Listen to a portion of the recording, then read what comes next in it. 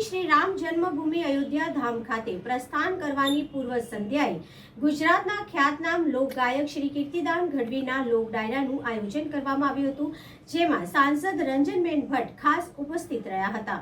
વડોદરાથી શ્રી રામ જન્મભૂમિ અયોધ્યા ધામ ખાતે પ્રસ્થાન કરવાની પૂર્વ સંધ્યાએ ગુજરાતના ખ્યાતનામ લોકગાયક શ્રી કીર્તિદાન ગઢવીના લોક ડાયરાનું આયોજન કરવામાં આવ્યું હતું, જેમાં સાંસદ રંજનબેન ભટ્ટ ખાસ ઉપસ્થિત રહ્યા હતા।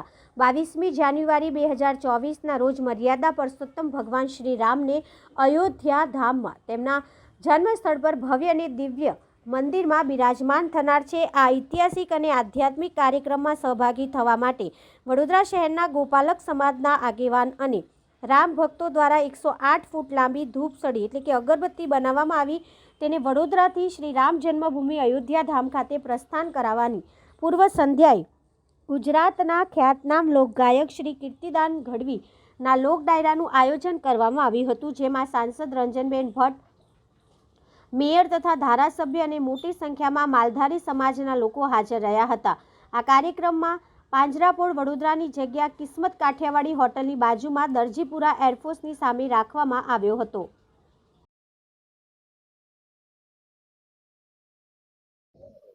જય શ્રી રામ। ભગવાન રામલલ્લા 22મી જાન્યુઆરીએ અયોધ્યા ખાતે નિજ મંદિરમાં આદરણીય પ્રધાનમંત્રી શ્રી નરેન્દ્રભાઈ મોદીજીના હસ્તે બિરાજમાન થવા જઈ રહ્યા છે। એના ભાગ સ્વરૂપે સંસ્કારી નગરી વડોદરામાં વિહાભાઈ ભરવાડ દ્વારા 108 ફૂટ લાંબી અને 3.5 ફૂટ પહોળી ધૂપસળી એટલે કે અગરબત્તી એમણે બનાવી છે, અને એ અગરબત્તીને આપણે અયોધ્યા ખાતે 31 તારીખ એટલે કે આવતીકાલે મોકલી રહ્યા છે। અને એના ભાગ સ્વરૂપે આગલા દિવસે એટલે કે અત્યારે આપણા ગુજરાતનું ગૌરવ અને ગુજરાતના કલાકાર અને ડાયરો જેમનો સાંભળવો દરેક ગુજરાતીઓને ગમે અને મેસેજ મળે કે ભાઈ કીર્તિદાનભાઈ ગઢવી આવી રહ્યા છે, એટલે સૌ કોઈને એવું થાય કે કીર્તિદાનભાઈને સાંભળવા જવું જ જોઈએ। અને એટલે આજે કાલે ધૂપસળીને આપણે અયોધ્યા મોકલી રહ્યા છે, એના આગલા દિવસે એટલે કે અત્યારે ડાયરો શરૂ થવા જઈ રહ્યો છે। ભગવાન રામલલ્લા બિરાજમાન થવાના છે। સંસ્કારી નગરી વડોદરા, સૌ ગૌપલકો અને વડોદરાવાસી તમામ લોકો, વડોદરાના શ્રેષ્ઠીજનો, વડોદરાના આગેવાનો, વડોદરા શહેર જિલ્લાના તમામ લોકો, સંતો, મહંતો સૌની ઉપસ્થિતિમાં અને સાથે કેન્દ્ર સરકાર અને ગુજરાત સરકાર એટલે કે કેન્દ્ર સરકારના માન્ય મંત્રી શ્રી પરસોત્તમ રૂપાલાજી, તો ગુજરાત સરકારના ગૃહમંત્રી શ્રી આદરણીય હર્ષભાઈ સંઘવીજી, અને સાથે સાથે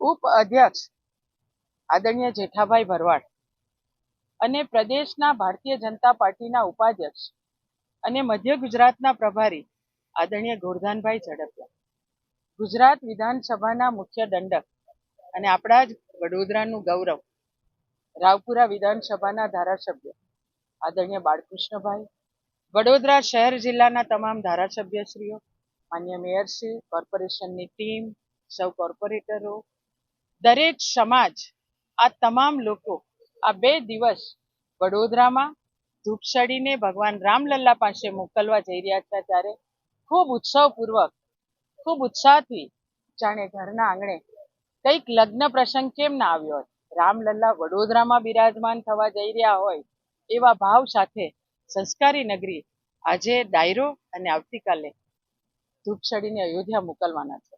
આપ સૌને હું આજના ડાયરામાં પણ અત્યારે આપ સૌ લાઈવ જોઈ રહ્યા છો, તો આપ બધાને હું આમંત્રણ આપું છું, આવો ને કીર્તિદાનભાઈને આપણે બધા જ ભેગા થઈને સાંભળીએ, રામલલ્લાના આશીર્વાદ પણ લઈએ અને વડોદરામાં આવેલા આપણા લોક કલાકાર, લોક ગાયક ભાઈ શ્રી કીર્તિદાનભાઈ અને એમની ટીમ પોપટભાઈ, તો હાસ્ય બી સાંભળવું આપણને એટલું જ ગમતું હોય છે।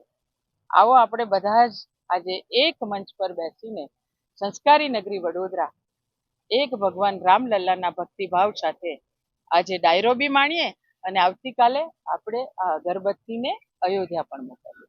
જય Shri Ram. Subscribe now and press the bell icon. Never miss an update.